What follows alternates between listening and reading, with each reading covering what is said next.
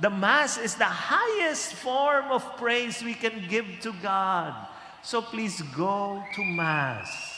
Tapos ito, without degrading the Mass, I need to tell you this. Naintindihan ba natin ang misa?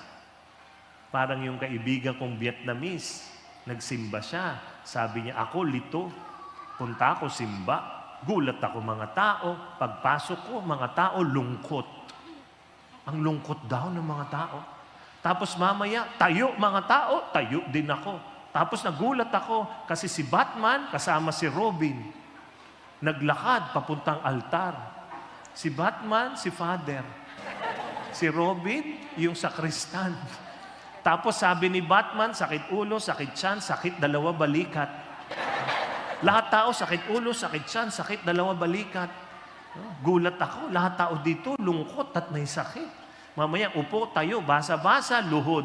Mamaya, tayo, ay, talagang may sakit mga tao. Hawak kamay at galaw-galaw, parang hilo ang mga tao. Yung ama namin.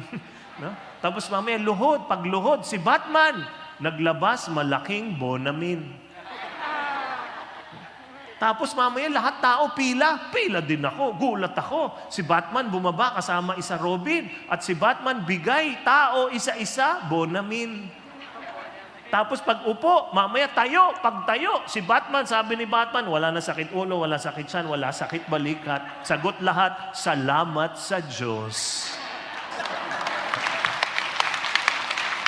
Hindi niya naintindihan yung misa.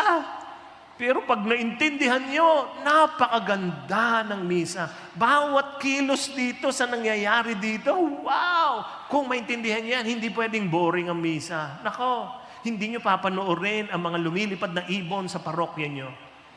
Di ba ganyan tayo pag nagmimisa? Dito ba nakatira yung mga ibon? Di ba?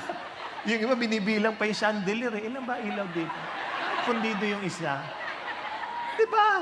Sa ganda ng nangyayari sa harapan, pag naunawaan mo, wow! Grabe. You know what it is? Let me tell you what the Mass is. Maraming pwedeng paraan sabihin, pero ito, it is heaven touching earth.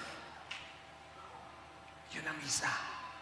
Ang langit bumababa sa lupa para makasama tayo ng Diyos. Yun ang misa.